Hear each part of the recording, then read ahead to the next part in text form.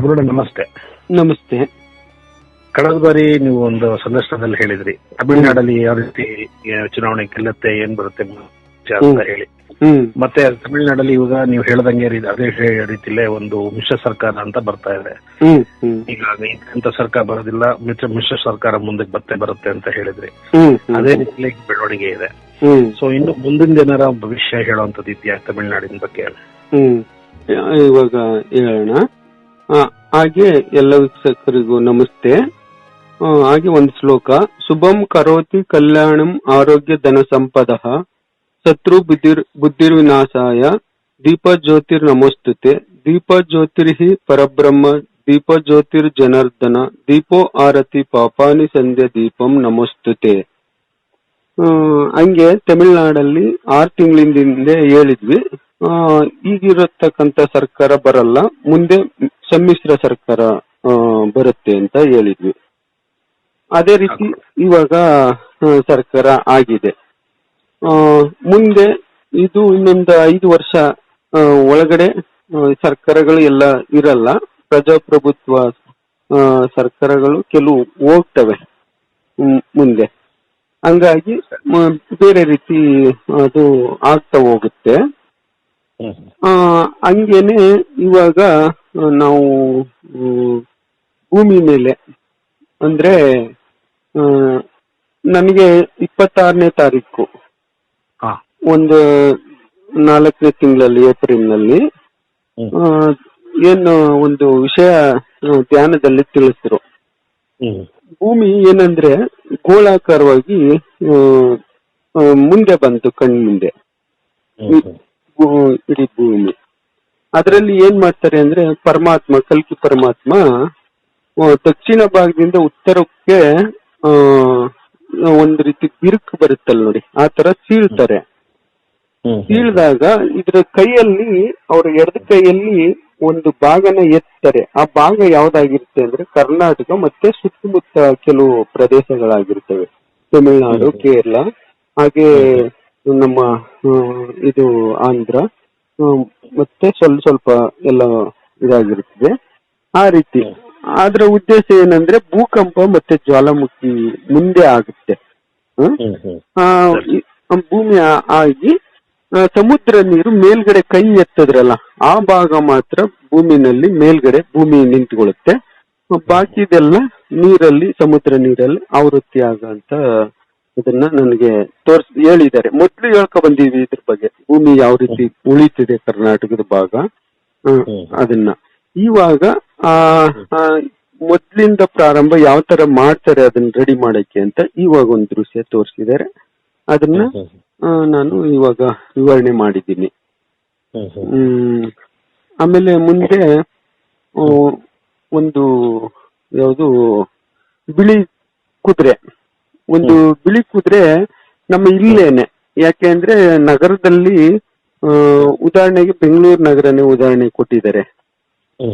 ಬೆಂಗಳೂರು ನಗರದಲ್ಲಿ ಯಾವುದೋ ಒಂದು ಬಿಳಿ ಕುದುರೆ ಓಡಾಡ್ತಾ ಇರ್ತದೆ, ಅದಕ್ಕೆ ಲಗಾಮ್ ಹಾಕಿರ್ತಾರೆ.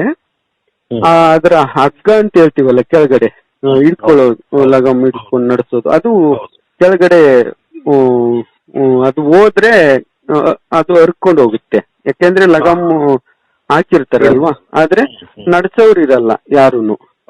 ಅದು ಎಲ್ಲಿ ಅಂದ್ರೆ ಅಲ್ಲಿ ತಿರುಗಾಡ್ತಾ ಇರ್ತದೆ.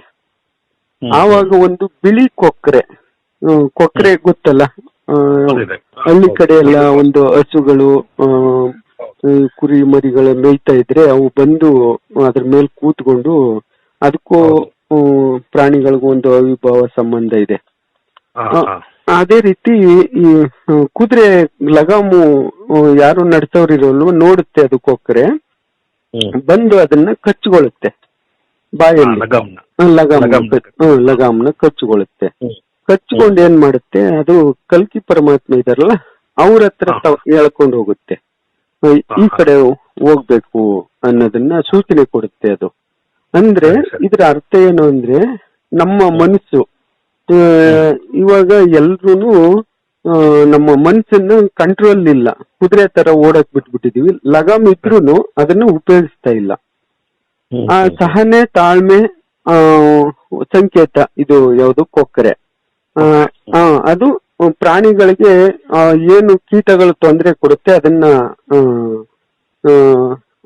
ಏನ್ ಮಾಡುತ್ತೆ, ಅದು ಕುಕ್ಕಿ ತೆಗೆದು ಪ್ರಾಣಿಗೆ ಒಂದು ಅರ್ಸ ಕೊಡುತ್ತಲ್ಲ ಆ ರೀತಿ ಆ ಕುದುರೆಯನ್ನ ತಗೊಂಡೋಗಿ ಲಗಾಮ್ ಹಿಡ್ಕೊಂಡು ಕಲ್ಕಿ ಪರಮಾತ್ಮ ಅವರ ಹತ್ರ ಬಿಡುತ್ತೆ. ಅಂದ್ರೆ ಅದರ ಅರ್ಥ ನಮ್ಮ ಮನಸ್ಸನ್ನ ಕಂಟ್ರೋಲ್ ಅಲ್ಲಿ ಲಗಾಮ್ ಹಾಕಿ ಅದನ್ನ ಶಾಂತವಾಗಿ ಆ ಪಾರಿವಾಳ ಯಾವ ರೀತಿ ಕೀಟಗಳನ್ನ ಹಿಡಿದು ಕ್ಲೀನ್ ಮಾಡುತ್ತೆ ಆ ತರ ಕಲಿ ಪ್ರಭಾವದಲ್ಲಿ ನಾವು ಬಂದ್ಬಿಟ್ಟಿದೀವಿ ಆಲ್ರೆಡಿ. ಯಾಕೆಂದ್ರೆ ಕಲಿಯುಗ ಅಂತ್ಯ ಆಗಿ ಸತ್ಯಯುಗದ ಸಂಧಿ ಕಾಲದಲ್ಲಿದ್ದೀವಿ. ಇದು ಪರಿವರ್ತನೆ ಕಾಲ. ಹಂಗಾಗಿ ನಮ್ಮ ಮನಸ್ಸನ್ನ ಪರಿವರ್ತನೆ ಮಾಡ್ಕೋಬೇಕು ಆ ರೀತಿ ಲಗಾಮ್ ಹಾಕಿ. ಯಾವ್ದ್ರಿಂದ? ಒಂದು ಬಿಳಿಯಾದ ಮನಸ್ಸಿಂದ ಬಿಳಿಯಾದ ಆ ಕೊಕ್ಕರೆ ಕೀಟಗಳನ್ನೆಲ್ಲ ಕ್ಲೀನ್ ಮಾಡಿ ಸ್ವಚ್ಛ ಮಾಡಿ ಯಾವ ರೀತಿ ತಗೋಬರ್ತದೆ ಸ್ವಾಮಿ ಹತ್ರ ಮಾರ್ಗಕ್ಕೆ, ಕಲ್ಕಿ ಪರಮಾತ್ಮ ಅವ್ರ ಹತ್ರ, ಆ ರೀತಿ ನಾವು ದೇವ್ರ ಮಾರ್ಗಕ್ಕೆ ಹೋಗ್ಬೇಕು ಅಂತ ಅದು ಸೂಚನೆ ಕೊಟ್ಟಿದ್ದಾರೆ ನನಗೆ ಧ್ಯಾನದಲ್ಲಿ. ಈ ರೀತಿ ನಮ್ಮ ಮನಸ್ಸುಗಳನ್ನ ನಾವು ಯಾವ ರೀತಿ ಕಂಟ್ರೋಲ್ ಮಾಡ್ಬೇಕು ಅನ್ನೋದನ್ನ ನಮ್ಗೆ ಆಗಲೇ ತಿಳಿಸಿದ್ದಾರೆ ಅವರು. ಹೌದು, ಈ ದೃಶ್ಯ ಸಮೇತ ತಿಳಿಸಿದ್ದಾರೆ. ದೃಶ್ಯಗಳನ್ನ ನಾವು ತೋರಿಸ್ತಾರಲ್ಲ ಅದನ್ನ ಕೆಲವು ವಿಡಿಯೋದಲ್ಲಿ ಅಷ್ಟೇ ಹೇಳ್ತೀನಿ. ಯಾಕೆಂದ್ರೆ ಆವಾಗ ಜನಗಳು ಅದನ್ನ ಅರ್ಥ ಮಾಡ್ಕೊಂಡು ತಗೊಳ್ಳೋ ಅಂತ ಕೆಪಾಸಿಟಿ ಕಮ್ಮಿ ಇರುತ್ತೆ ಕೆಲವ್ರಿಗೆ. ಕೆಲವರು ಅದನ್ನ ತಕ್ಷಣ ಅರ್ಥ ಮಾಡ್ಕೊಬಿಡ್ತಾರೆ. ಯಾಕೆಂದ್ರೆ ನಮ್ಮ ಸನಾತನ ಧರ್ಮದ ಬಗ್ಗೆ ಗೊತ್ತಿರೋರು, ಸ್ಪಷ್ಟವಾಗಿ ಗೊತ್ತಿರೋರು ಅರ್ಥ ಮಾಡ್ಕೊಬಿಡ್ತಾರೆ. ಹಂಗಾಗಿ ಜಾಸ್ತಿ ವಿವರಣೆ ಕೊಟ್ರು ಅದು ಸ್ವಲ್ಪ ಅತಿ ಆಯಿತು ವಿಷಯ ಅನ್ನಿಸ್ತದೆ. ಆದ್ರೆ ಇದಕ್ಕೆ ನನಗೆ ಪಕ್ಕ ಒಂದು ವಿಮರ್ಶೆ ಅವ್ರ ಮುಖಾಂತರ ತಿಳಿಸಿದ್ರು. ಹಂಗಾಗಿ ಇದನ್ನ ವಿವರಣೆ ಮಾಡಿದೆ. ಮತ್ತೊಂದು ಪ್ರಶ್ನೆ, ಭೂಮಿ ಮೇಲೆ ಕಲ್ಕಿ ಪರಮಾತ್ಮ ಇದ್ದಾರೆ ಮತ್ತು ಅವ್ರ ಸೈನ್ಯಾಧಿಕಾರಿಗಳಿದ್ದಾರೆ ಅಂತೆಲ್ಲ ಹೇಳಿದ್ರಿ. ಅವರೊಂದಷ್ಟು ಕೆಲಸಗಳು ಮಾಡಿದ್ದಾರೆ ಅಂತಾನು ಹೇಳಿದ್ರಿ. ಅದು ಯಾವ ರೀತಿ ನಾವು ಸಾಮಾನ್ಯ ಜನಕ್ಕೆ ಗೊತ್ತಾಗುತ್ತದೆ, ಯಾವ ರೀತಿ ಮಾಡಿದ್ದಾರೆ, ಏನ್ ಮಾಡಿದ್ದಾರೆ ಅಂತ ಅದೊಂಚೂರು ತಿಳಿಸ್ಕೊಡಿ. ನಾವು ಇವಾಗ ಭೂಮಿ ಮೇಲೆ ಒಂದು ಸರ್ಕಾರನ ಯಾವ ರೀತಿ ರಚನೆ ಮಾಡ್ಕೊಂಡಿದೀವಿ ಇವಾಗ ನಮ್ಮ ಕಣ್ಣು ಕಾಣೋ ರೀತಿ. ಹೌದು. ಅದೇ ರೀತಿ ಇವಾಗ ಕಲಿಯುಗದಲ್ಲಿ ಕಲಿ ಏನ್ ಮಾಡಿದ್ದೇನೆ ಅದೇ ತರ ಅವನಿಗೆ ಬೇಕಾದಂತ ಅಸುರರನ್ನ ಕರ್ಕೊಬಂದು ಒಂದು ಯೂನಿವರ್ಸ್ ಅಲ್ಲಿ ಒಂದು ಸರ್ಕಾರ ಯಾವ ರೀತಿ ನಡಿಬೇಕು, ಸೆಕ್ಯೂರಿಟಿ ಯಾವ ರೀತಿ ಇಟ್ಕೋಬೇಕು ಅದನ್ನೆಲ್ಲ ಅವನು ರೆಡಿ ಮಾಡಿ ಇಟ್ಕೊಂಡು ನಡೆಸ್ತಾ ಇದ್ನು ಸರಿ ಅವನ ಕಾಲ ಇರುವಾಗ. ಇವಾಗ ಭೂಮಿ ಸತ್ಯಯುಗದ ಕಡೆ ಬಂದಿರೋದ್ರಿಂದ ಇದು ಪರಿವರ್ತನೆ ಕಾಲ ಆಗಿರೋದ್ರಿಂದ ಸ್ವಾಮಿ ಬಂದು ಇವಾಗ ಕೆಲಸ ಮಾಡ್ತಾ ಇದ್ದಾರೆ. ಹಂಗಾಗಿ ಇವಾಗ ಸ್ವಾಮಿ ಸೈನಿಕರು ಅಂದ್ರೆ ಕಲ್ಕಿ ಪರಮಾತ್ಮ ಅವ್ರ ಸೈನ್ಯ ಕೆಲಸ ಮಾಡೋದ್ರಿಂದ ಇವಾಗ ಯಾವ ರೀತಿ ಕೆಲಸ ಮಾಡ್ತಾ ಇದ್ರು ಅಂದ್ರೆ ಒಂದು ಮೊದ್ಲು ಶಿವಪ್ಪ ಮತ್ತೆ ಪಾರ್ವತಿ ತಾಯಿ ದರ್ಶನ ಕೊಡ್ತಾರೆ ಧ್ಯಾನದಲ್ಲಿ. ಯಾರಿಗೆ? ವಿಕ್ರಮಾದಿತ್ಯ ಅವ್ರಿಗೆ ದರ್ಶನ ಕೊಡ್ತಾರೆ. ದರ್ಶನ ಕೊಟ್ಟ ಮೇಲೆ ಒಂದು ನಂದಿ ಬರುತ್ತೆ. ಮೊದ್ಲು ಒಂದು ಹೇಳಿದೀವಿ ನಂದಿ ಇದೆ ಅಂತ. ನಂದಿ ಬರುತ್ತೆ. ಆಮೇಲೆ ಯಮರಾಜರ ವಾಹನ ಎಮ್ಮೆ ಅಂತೀವಲ್ಲ, ಆ ಎಮ್ಮೆನೂ ಬಂದಿರುತ್ತೆ. ಆಮೇಲೆ ಒಂದು ಕೆಂಪು ಕುದುರೆ ಇದೆ ಅಂತ ಹೇಳಿದ್ವಿ. ಆ ಕುದುರೆ ವಿಕ್ರಮಾದಿತ್ಯ ಅವರು ಕೊಟ್ಟಿದ್ದಾರೆ. ಆ ಕುದುರೆನು ಕೂಡ ಬಂದು ಅದೆಲ್ಲ ಮಿಂಚುತ್ತಾ ಇದೆ. ಕೂದ್ಲೆಲ್ಲ ತುಂಬಾ ಕತ್ತು ಹೈಟ್ ಇದೆ. ಕೂದ್ಲೆಲ್ಲ ಮಿಂಚ್ಕೊಂಡು ಬಂದಿರುತ್ತೆ. ಇವು ಮೂರುನು ಆಹಾರ ತಿಂತ ತೊಡಗಿರ್ತವೆ. ಮೂರು ವಾಹನಗಳು ಆಹಾರ ತಗೋತಾ ಇರ್ತವೆ. ಆವಾಗ ಕಲ್ಕಿ ಪರಮಾತ್ಮ ಸ್ವಾಮಿಯಿಂದ ಆದೇಶ ಬರುತ್ತೆ ವಿಕ್ರಮಾದಿತ್ಯ ಅವರಿಗೆ, ಇವಾಗ ಕೆಲಸ ಮಾಡ್ಬೇಕು ಅಂತ ತಕ್ಷಣ. ಆವಾಗ ಅಷ್ಟು ಟ್ರಾವಲ್ಲಿ ವಿಕ್ರಮಾದಿತ್ಯ ಕೆಂಪನ್ ಕುದುರೆ ಏರಿ ಹೋಗ್ತಾರೆ.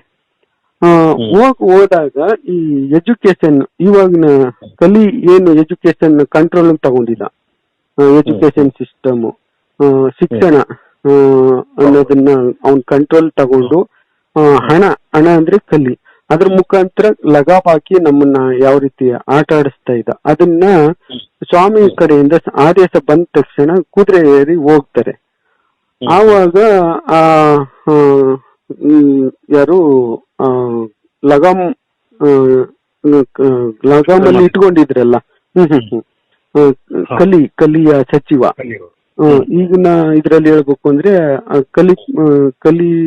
ಕಲಿಯುಗದ ಕಲಿ ಸಚಿವ ಇರ್ತಾನಲ್ಲ, ಅವನ್ ಕಂಟ್ರೋಲ್ ಇರುತ್ತೆ ಶಿಕ್ಷಣ.